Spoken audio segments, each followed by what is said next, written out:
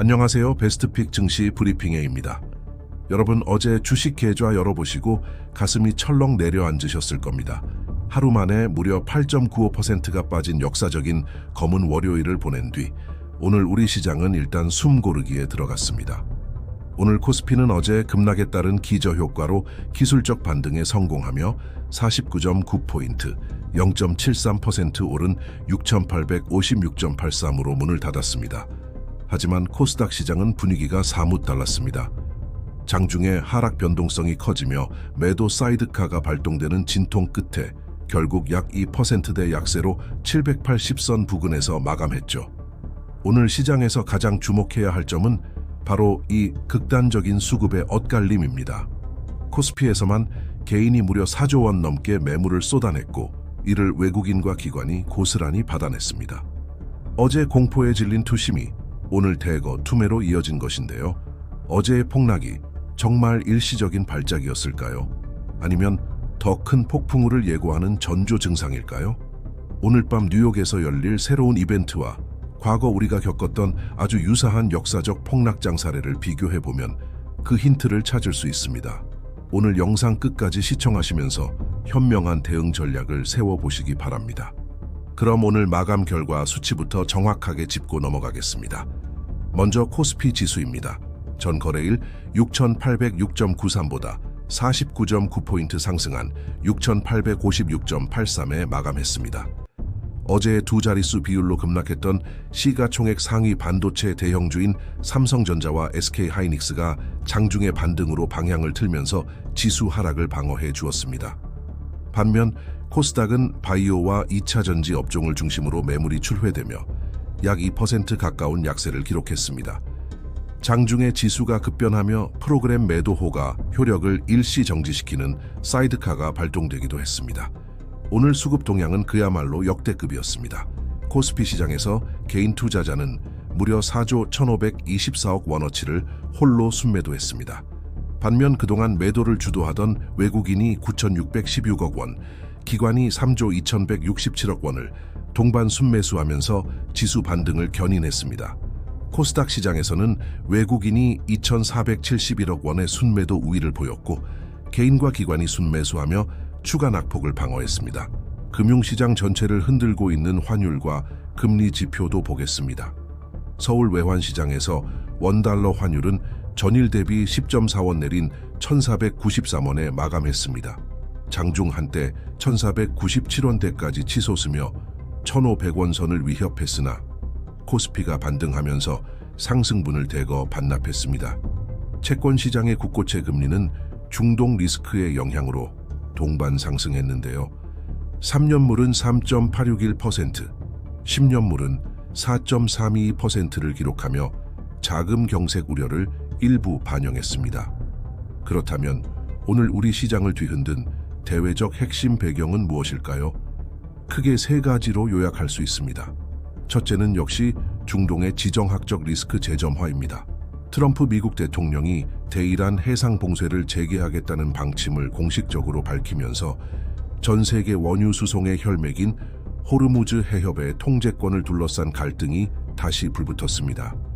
이로 인해 국제유가가 급등세를 타며 브렌트유가 배럴당 84.72달러까지 1.7% 상승했습니다. 유가 상승은 곧바로 인플레이션 압력과 연준의 긴축 우려로 이어지며 글로벌 증시의 발목을 잡았습니다. 둘째는 글로벌 AI 반도체 투자 심리의 위축입니다. 간밤 뉴욕 증시에서 AI 반도체 핵심 종목들이 급락세를 보였는데요. 특히 뉴욕 증시에 상장된 SK하이닉스 ADR이 무려 9.32% 폭락한 152.35달러의 거래를 마치며 국내 반도체 전반에 큰 심리적 부담을 주었습니다. 다행히 오늘 정규장에서는 기술적 저가, 매수세가 들어왔지만 AI 고점론과 실적 의구심은 여전한 불씨로 남아 있습니다. 셋째는 엄청난 규모의 외국인 자금 유출입니다. 오늘 발표된 한국은행의 국제금융 외환시장 동향에 따르면 지난 6월 한 달 동안에만 외국인 증권 투자 자금이 무려 307억 2천만 달러, 우리 돈으로 약 47조 6천억 원이 순유출되었습니다. 이는 작년 연간 유출액의 15배에 달하는 엄청난 규모로 최근 우리 시장의 기초 체력이 왜 이렇게 약해졌는지를 보여주는 뼈아픈 팩트입니다. 우리는 흔히 이번에는 다르다고 말하지만 역사는 반복되는 경향이 있습니다. 지금처럼 지정학적 리스크로 인한 유가 급등과 성장주 거품 논란 및 긴축 우려가 동시에 겹쳤던 대표적인 과거 사례가 있습니다. 바로 2022년 상반기 러우 전쟁 발발 직후의 시장 흐름입니다.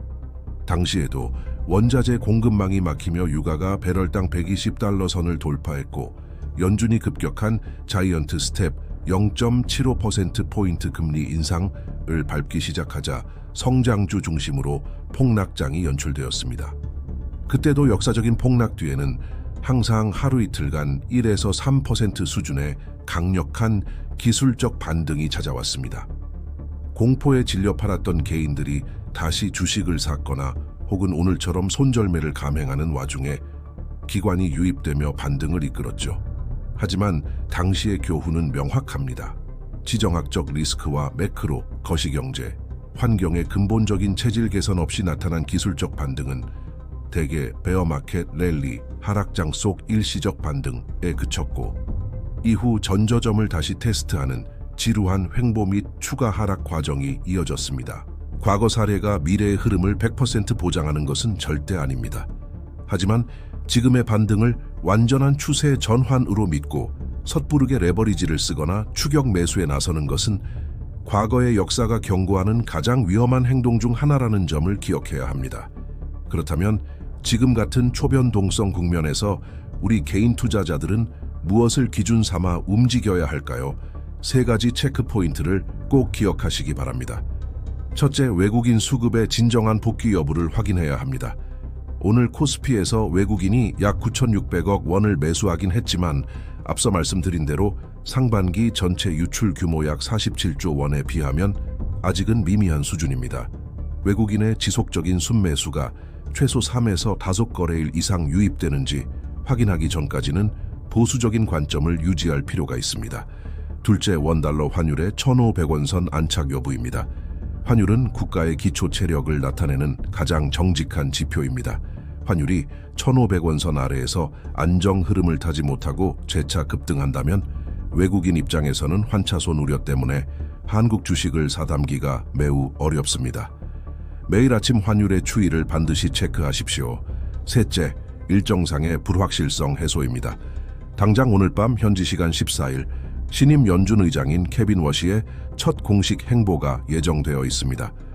그의 입에서 매파적 통화 긴축 선호인 발언이 나오는지 혹은 시장을 달래주는 비둘기파적인 메시지가 나오는지에 따라 글로벌 증시의 방향성이 한 번 더 요동칠 수 있습니다.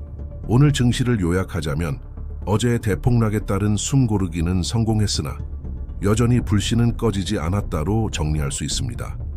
개인 투자자가 하루 만에 4조 원이라는 역대급 매물을 던진 것은 시장의 공포 심리가 극에 달했다는 증거이기도 하지만 반대로 기관과 외국인이 이를 받아내며 지수 하방을 지지해준 점은 불행 중 다행입니다. 오프닝에서 던진 질문으로 돌아가 볼까요? 오늘의 반등이 기회일지 탈출구일지는 오늘 밤 케빈 워시 패드 의장의 발언과 국제유가의 추가 추이에 달려 있습니다. 불확실성이 가득한 안개 속 정국일수록 성급한 매매보다는 현금 비중을 일정 부분 유지하며 시장의 체력이 정말 회복되는지 차분히 관망하는 지혜가 필요한 시점입니다. 마지막으로 본 영상에서 제공해드린 모든 정보와 분석은 객관적인 사실에 기반한 참고용 자료일 뿐이며 최종적인 투자 판단과 그에 따른 책임은 시청자 본인에게 있음을 알려드립니다. 오늘 준비한 소식은 여기까지입니다. 영상이 도움이 되셨다면 구독과 좋아요, 알림 설정까지 부탁드립니다. 저는 내일 더 유익하고 객관적인 분석으로 찾아뵙겠습니다. 감사합니다.